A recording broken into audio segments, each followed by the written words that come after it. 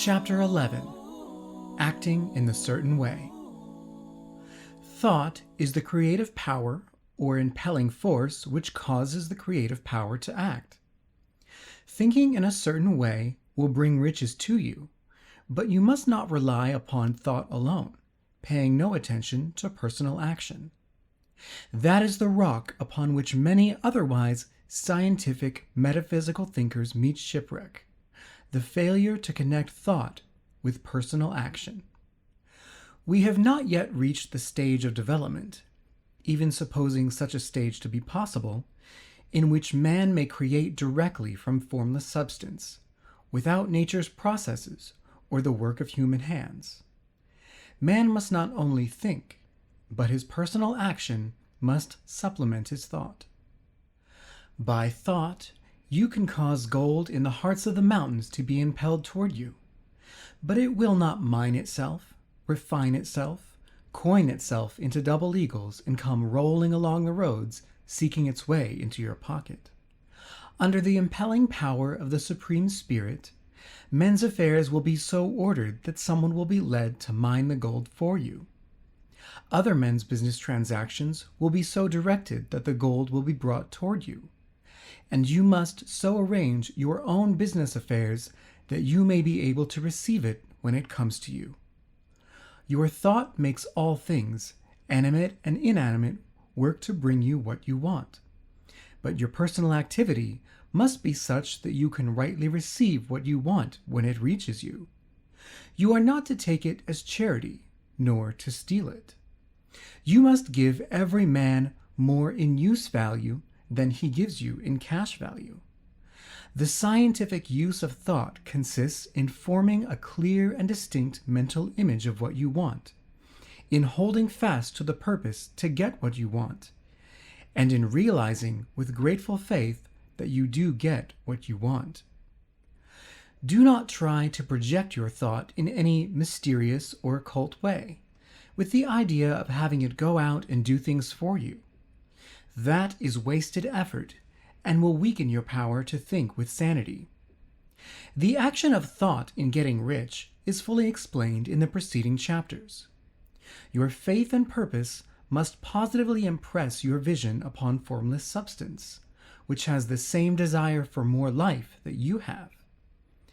And this vision, received from you, sets all the creative forces at work in and through their regular channels of action, but directed toward you. It is not your part to guide or supervise the creative process. All you have to do with that is to retain your vision, stick to your purpose, and maintain your faith and gratitude.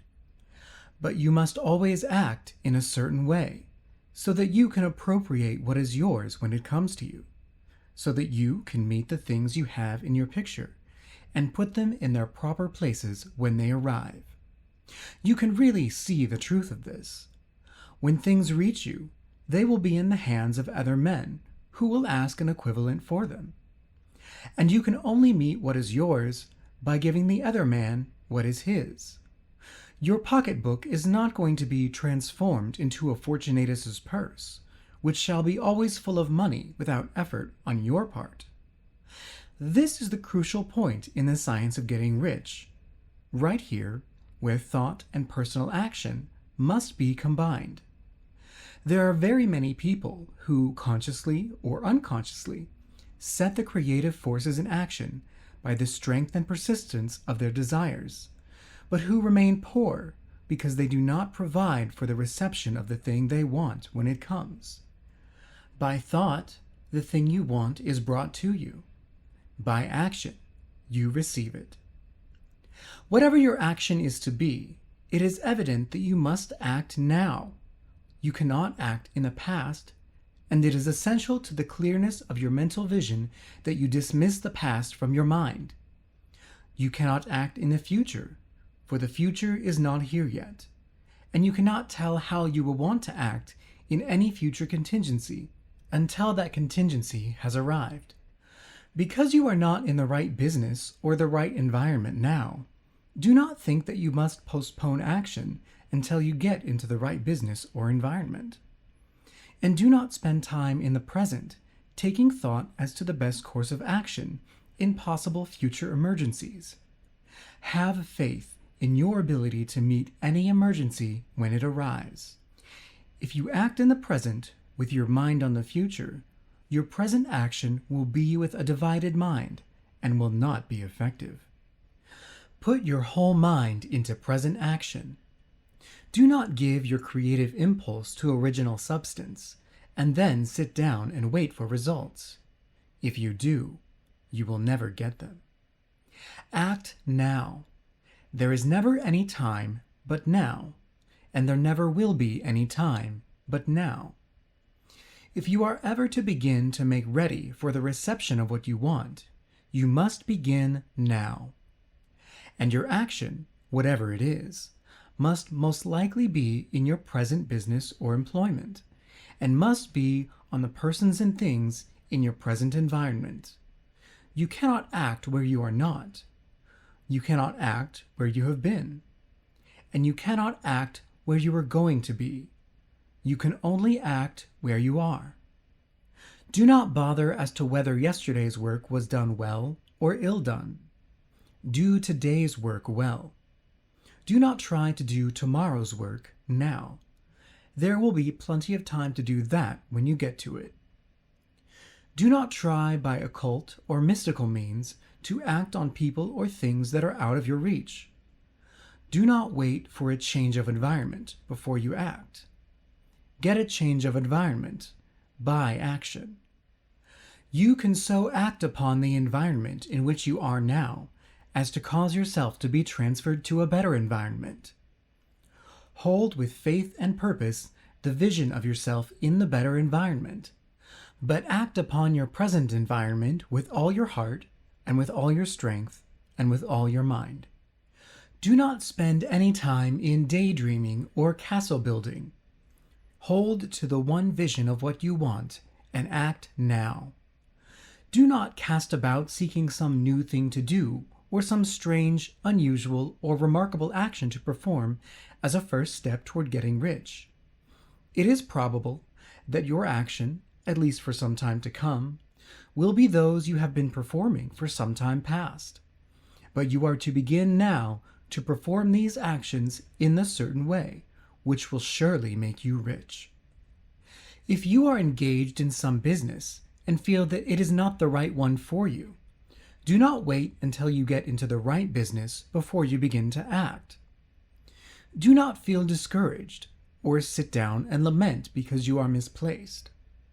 No man was ever so misplaced that he could not find the right place, and no man ever became so involved in the wrong business that he could not get into the right business. Hold the vision of yourself in the right business, with the purpose to get into it, and the faith that you will get into it, and are getting into it.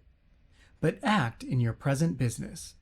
Use your present business as the means of getting a better one, and use your present environment as the means of getting into a better one.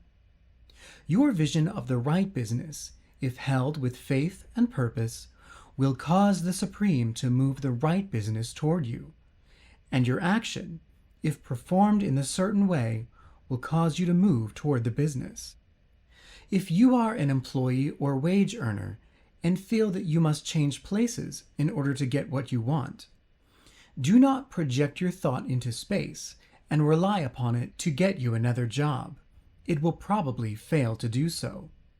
Hold the vision of yourself in the job you want, while you act with faith and purpose on the job you have, and you will certainly get the job you want. Your vision and faith will set the creative force in motion to bring it toward you, and your action will cause the forces in your own environment to move you toward the place you want. In closing this chapter, we will add another statement to our syllabus. There is a thinking stuff from which all things are made, and which, in its original state, permeates, penetrates, and fills the interspaces of the universe. A thought in this substance produces the thing that is imaged by the thought. Man can form things in his thought, and, by impressing his thought upon formless substance, can cause the thing he thinks about to be created. In order to do this, man must pass from the competitive to the creative mind. He must form a clear mental picture of the thing he wants, and hold this picture in his thoughts with the fixed purpose to get what he wants, and the unwavering faith that he does get what he wants, closing his mind to all that may tend to shake his purpose, dim his vision, or quench his faith. That he may receive what he wants when it comes, man must act now upon the people and things in his present environment.